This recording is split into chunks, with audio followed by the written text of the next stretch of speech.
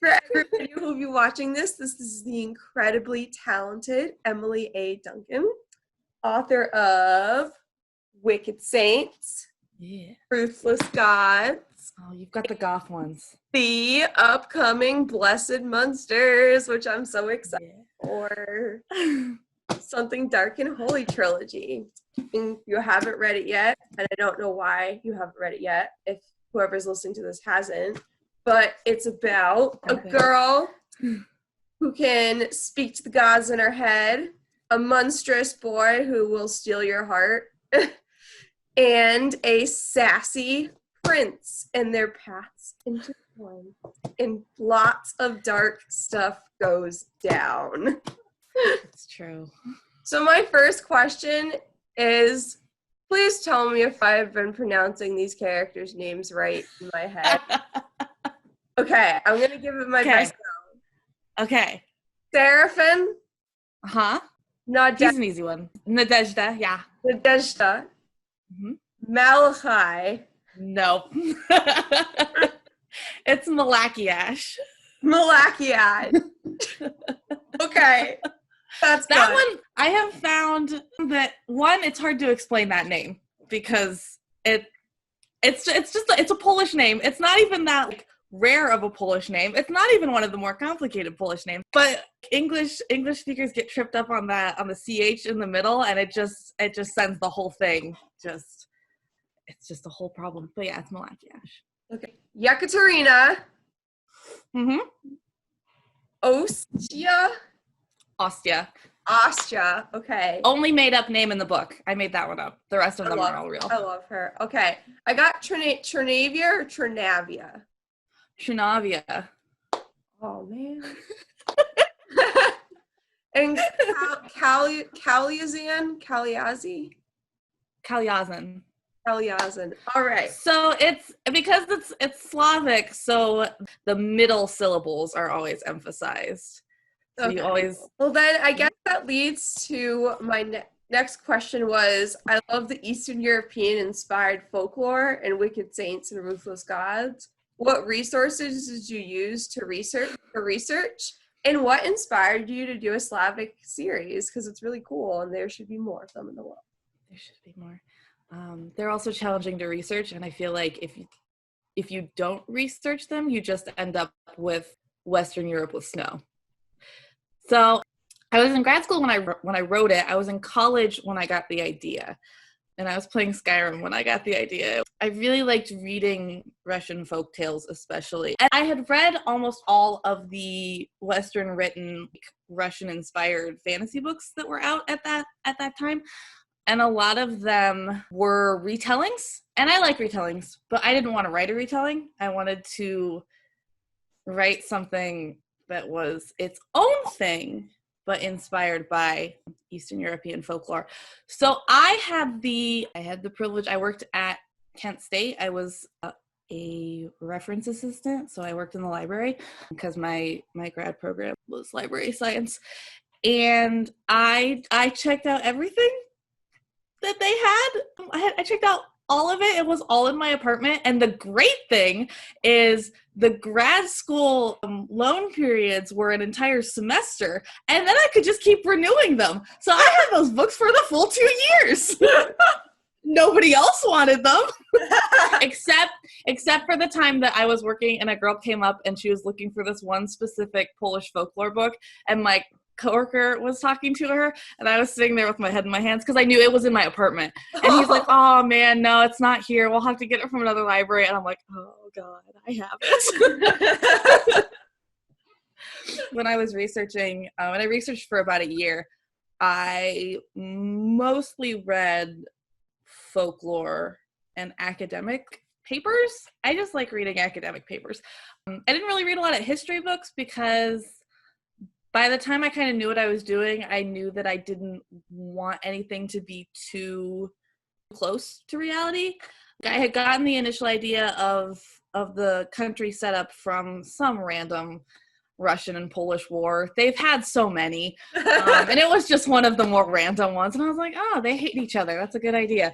But I didn't want it to be based on that. So I veered away from history and focused more on folklore. And it's not too difficult to find resources for Russian folklore. It is extremely difficult to find resources for Polish folklore that are in English and not wrong. Everything on the internet is apparently wrong. Well, speaking of the war, I really like how your characters show that in war, there are rarely clear-cut good guys. Malakiash and Seraphin are just trying to do right, the Trinavian people. But then again, so is Nadia, who's trying to do right by the Kalyazi. Can you talk a little bit about this theme of no good guys and bad guys and just morally gray characters? Yeah, I have no scruples, so I like writing characters that have no scruples. But there's a thread within Slavic Eastern European culture that's way more tied to the concept of a homeland than we really kind of have here in the West. And so I wanted to write about this concept of these kids who are really deeply tied to their senses of place, to the point that they are all, nightmares.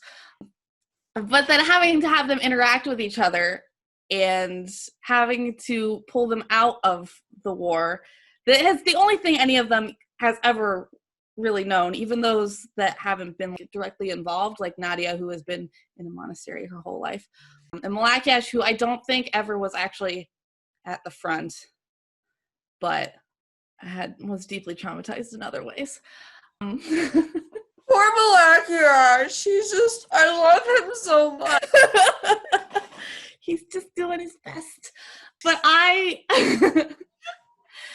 wanted to just dig into how characters react under trauma and how their various traumas have affected their worldviews, and then how coming into contact with each other then makes them have to reevaluate everything. And it happens harder on Nadia than I think it does for the boys, but the boys have interacted with more people. At the time of their lives, they've got a little more experience than Nadia does, so she kind of got the short end of the stick here. But when I was trying to write this book, it had always been about a girl who talked to gods, and then I had struggled a lot with, because this took me forever to get to a point where I could actually write it. I struggled a lot with what do you do with that, and what do you do with conflict when you've already given a character that much power. And I like the idea of writing about a holy war, because I feel like we don't get that in YA very much. We don't really get a lot of YA fantasy, I should say. I feel like YA fantasy, now it's kind of changing, but there was a period where a lot of them shied away from religion entirely and just kind of went with the stock Western, we have a pantheon, like we're kind of vaguely Greek probably, or maybe they're vaguely Western European pagan, but we're not gonna go too far into that. They're just kind of there. And I wanted to write a book where it's like, no, for this character, this is all she cares about. And for these characters, they want nothing to do with that. And that's going to be the catalyst for how they interact with each other. And they fight a lot, and it's great. Well, speaking of the gods, I loved how in book 1, all the gods that Nadia heard in her head, they each had their own different personalities. Book 2 has a bit less of the gods present in it. Did you miss writing those gods, and what techniques did you use to help expand the world in book 2? Because there's a lot of expansion. There is. No, I didn't miss them. It's really hard. It's really hard because it's like this whole other layer of dialogue, and it's when you're writing really close third person and you're in a character's head, to have to veer out of that to suddenly be writing dialogue that she's dealing with in her head was really hard. It's hard. And I would find myself, when I was writing Wicked Saints, I'd find myself just forgetting about them. I'd be like, all right, yeah, that's a thing she can do. I should probably throw one in now. So no, in Ruthless Gods, it was a relief, to be frank. And I just gave that problem to Seraphin at that point. So somebody's always dealing with that. Blowing open the world, like my my intention with the whole trilogy was that the first book is young adult, it's high fantasy. I'm doing weird things, but I'm not doing too many weird things. It gets a little cosmic horror-y at the end, but we don't get too far into that. It's a straightforward plot. You know, it's a plot that we've seen before because Red Queen and Throne of Glass did something similar to it. On a structural level, this was very intentional. And then on a character, like, narrative level, this was intentional. And then the second book is about just breaking all of that. I'm going to break all of it. I'm going to break the magic system. I'm going to break the world. I'm going to break everything. Suddenly, this isn't a nice young adult high fantasy novel. It's cosmic horror, which we don't see ever in YA, which, frankly, I wish we had more of. Please, God, somebody else write fantasy horror. I'm dying. But I wanted it to feel extremely different. I had also by that point figured out that Wicked Saints is really, like, fast paced, and I can't pace a novel like that again. It was really hard. I really like slower paced books. I like to take 150 pages to get going. I don't like to start in the 20 pages that Wicked Saints started in. But I also knew that Wicked Saints happened mostly in Ternavia, and Ruthless Gods was going to happen mostly in Kayazin. And Kayazin it's the size of Russia, so it's just bigger. There's just more going on. And so it was a calculated effort in taking everything that I gave to the reader. Sorry, my cat's doing something weird in the bedroom. I gave to the reader as truth in Wicked Saints and saying, actually, no, it's different. Everything is different. The magic system, not as straightforward as we thought it was. And just pulling it apart piece by piece. Because my favorite thing to do is, like, break things. Nice. Speaking of Ruthless Gods and the landscape, is the forest of terrible evil things based on the suicide forest in Japan? It's not. No. But I love stories about that forest. It's terrifying. No, it wasn't really based on anything in specific, because I don't outline, I just write. And I always have 3 scenes in my head that I want to reach. And one of the scenes that I wanted to reach in Ruthless Gods was the clearing scene with the statues.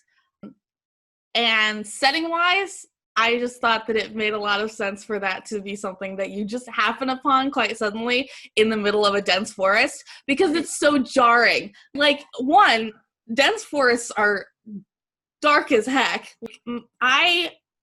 I grew up in the woods, and you go out in the woods at night, and it's scary. It's really scary. I'll go out in the woods at night and be like, ooh, this is what I put my characters through. This is horrible.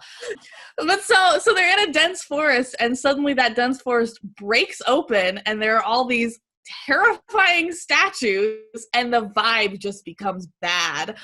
So yeah, I just wanted to write a scary cosmic horror forest. It was really not much deeper than that. I love it. Well, talking less about landscape and now about narrators, I am a sucker for books that have multiple narrators.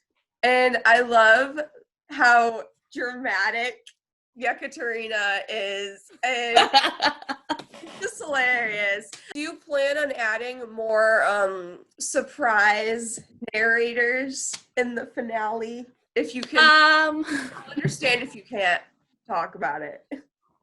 I can talk about it a little bit. Okay. And Katya came from, oh my god, the middle of that book was so hard to write. But I needed to keep knocking Seraphin out, but having things happen around him, but he can't narrate. And I wanted to write a character, because we see this character type in YA all the time, but they're always boys every time. And I did it myself because Seraphim and Katya are very similar. They're very similar character types. I was like, I'm going to do that, but it's going to be a girl and she's going to be a nightmare.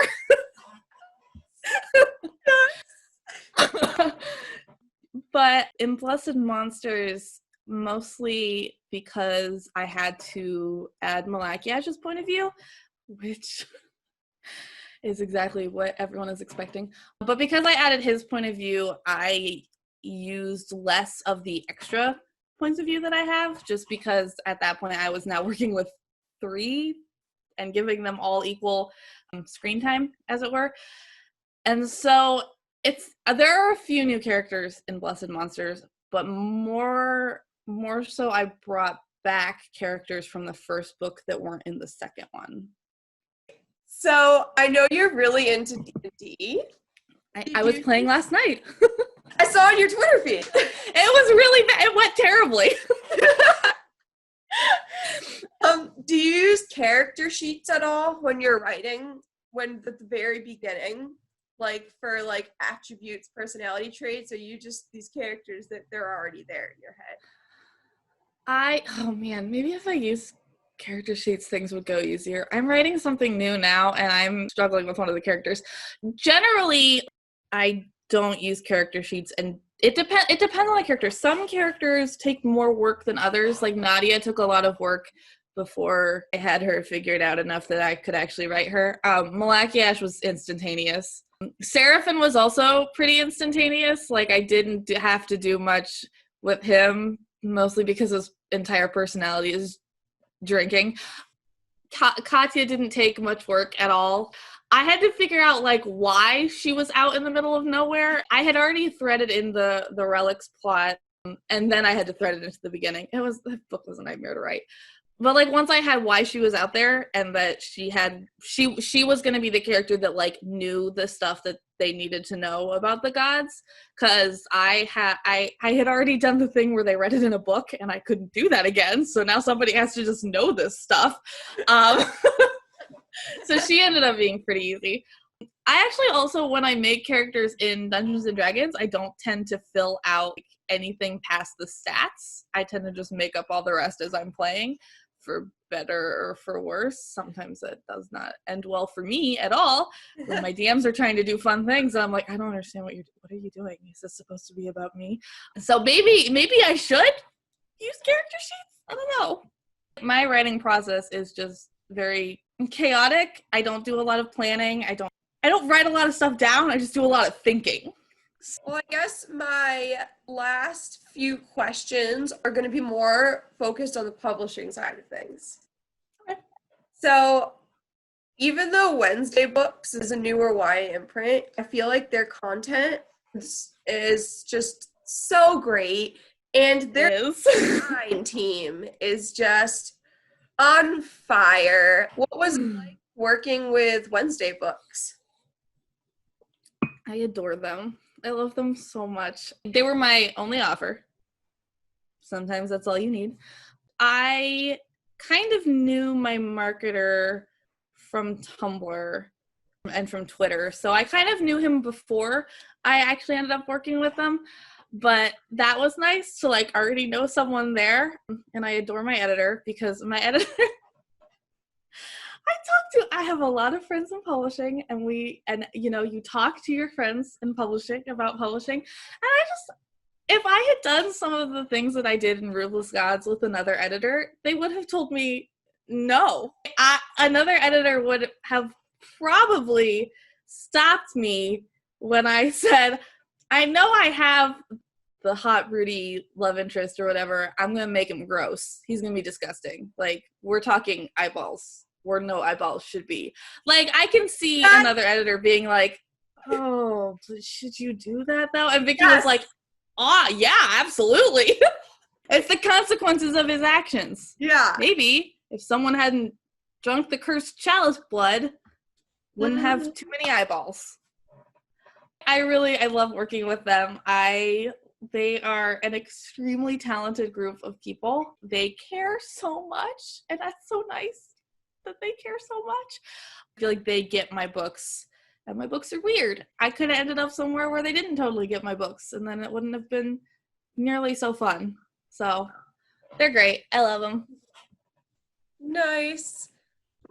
How does it feel to have, this is your debut series, like it's book boxes and the fan art. How does it feel to have such a success? Like, do you feel pressure? Like, is it stressful, mostly happy? Like, what are your emotions on this? Hard because you want your book to be successful. It's extremely stressful.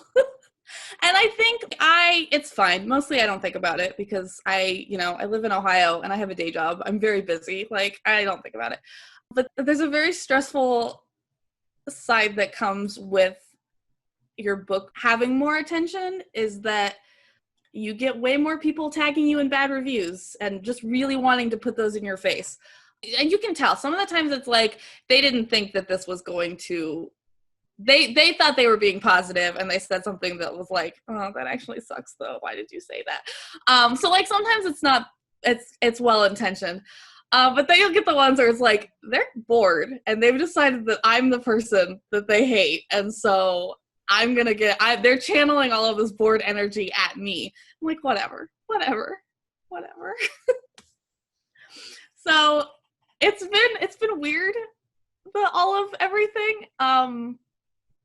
Mostly because I didn't expect any of it, because I wrote a weird Slavic book about monsters, and I didn't really think, like, I thought like it would do okay. I thought it would be like one of those mid-list books that like you get a few dedicated fans and it doesn't go much further than that. I wasn't expecting what happened.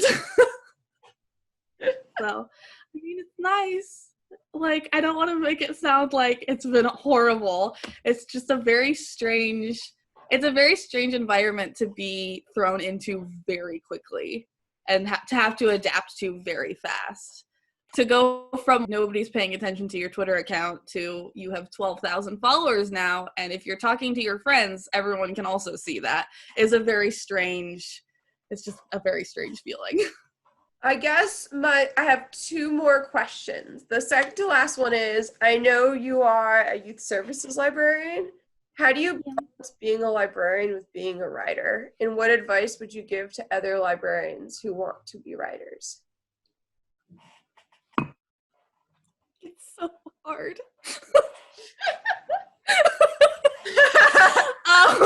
Don't get published? No. It's harder now than it was at the start, just because I have to do more things on the publishing side than I did at the beginning. At the beginning, it really wasn't that bad. Like, it was fine. And now it is very stressful. My advice is, one, it really helps being open with the people that you work with and your boss, just so that they know what's going on and what you're pursuing. Like, I am lucky in that my job is pretty understanding. I had a really, really tight deadline that I was trying to hit with Blessed Monsters, and I had to write like 10,000 more words, and the book was due the next day. And I was panicking a little because I knew I could do it, but also I was going to be up till 4 a.m. and it was 11 a.m. and my boss was like, go home. Just go home and finish your book. Just get out of here. Like, nothing's happening today. Just take a vacation day and leave. And so that was nice. I was very stressed out. My advice, really, for anyone who wants to write and keep a full-time job, because I work full-time, is, one, don't try to do too much. I don't want anyone to have to do what I do. I do this thing where I draft the beginning of a book like 4 times. I just keep restarting it. And then I write the end of a book super fast in like 14 days. Don't do that. It's hell, because I always do that while I'm working. My advice is, find a place outside of your work and your house to write, which is impossible now. But like, I would write in coffee shops because then my apartment wasn't where I was working. So I would feel less stressed out when I was at home. God, I miss coffee shops so much. And carve out like 2 hours of your evening, and that's it, that you work on writing, because you don't want it to be all the only thing you ever do. Balance is real. It's really hard, but it's really important. And drink a lot of water. That's all.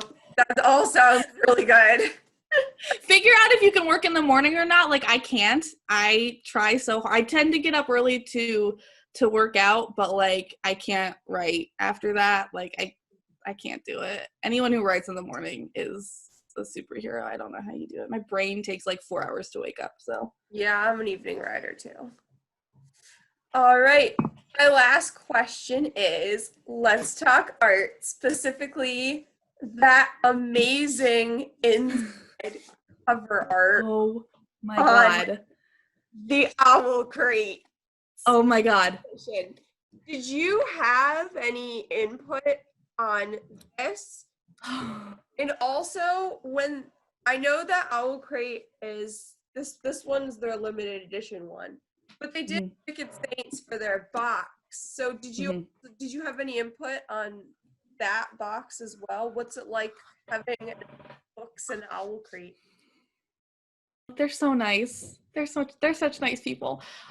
The first one, no, because they work with the design team to do the cover, and I feel like there wasn't a whole lot of back and forth about what they were doing. Like, they set on inverting the colors, and that was what they were doing. And it ended up great. It ended up being one of the more dramatic covers they've done. And then they send, because all the books are signed, so they send the sheets to sign, and Owl Crate, their boxes, they send a lot of those. I had 11 boxes of sheets to sign that were just sitting in my apartment. It took me like 4 months. Gosh. I watched every true crime documentary on Netflix.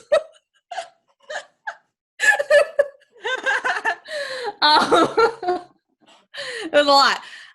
With the second one, they told us that they were gonna do the second one. They said they wanted to do inside art. They asked me what scene was my favorite that I would want to do on the art, and I told them, I was like, these are the scenes that I think would work. And then they were like, okay, we're gonna go with the clearing scene, and then I did not hear anything again. So I didn't know who they got to do the art. Like, I didn't know until they sent me, because right before the book goes into production, they make the cover flats, so it's like just the flat cover. And they send me those, and so they sent it to me, and when I flipped it over, that was the first time I saw it, and it's perfect. It's one of my favorite. I love Dree's art, so I'm so glad that they got them to do it. But yeah, a lot of that kind of stuff happens with very little input from me, which is mostly fine, because I trust everyone that's doing that I don't need to be involved anyway. The original cover for Wicked Saints, I had a lot of input in, more so than I think is generally normal, but I have a lot of opinions. So the original cover concept was pretty, but I remember it looked like it was for the wrong kind of, like, it was for the wrong book. Like, this is a really pretty cover, but this would be a cover that you put on like a haunted house gothic, not a fantasy. And there was so much back and forth within that initial process about the cover. And at one point they were talking about doing a cover with like a dagger on it. And I wrote this email that was like 3,000 words long. I'm like, listen, if we put a dagger on the cover of this book, we will be lost in the sea of YA books with daggers on the cover. The new His Fair Assassin book comes out in, I think it came out in June that year, and it had a dagger on the cover, and I was like, guys, you can't beat this. This is the dagger cover of 2019. Let's do something else. They listened to me. It was very nice. Oh, that's awesome. All right, speaking of books, my last question is, if you've had time, if you haven't been too consumed by writing, what books have you been reading recently? I've read Gideon the Ninth more than once this year. How is it? I want to read it. Oh, it's my favorite book. Okay. Okay. Let me roll my sleeves up. Let's get to it. It is the weirdest book ever. It has the most irreverent voice ever, which I love. I love that. It's super goth and super dark, and it's about necromancers in space, but they're not like in space in the book. They're on this island. Well, I guess it's an island. They're on this planet and this decrepit tumbling manor, and it's like murder mystery and like all this stuff is happening, and it's so good. And the second one is one of the most wild feats of writing I have ever read. It's like mostly in second person. It doesn't make sense for like 60% of the book, and then everything happens at once, and it still kind of doesn't make sense, but you're like kind of figuring things out, but also like no. And it does my favorite thing in the world, which is where the second book says, I know you have questions from book one. I'm going to answer 2 of them, and I'm going to ask 74 more questions and not answer those. I love that. It's a book that like refuses to hold your hand, and it's like, I don't care if you can keep up with me. I'm going to go, and I hope you can keep up, but whatever if you can't. And I love that. Okay, I'm buying both. You have to like work for. I'm buying them. I need this in my life. So good. All right. Well, thank you so much for talking with me today. This was Thank you for having me. fun. Have a great rest of your day. Thank you. You too. Bye.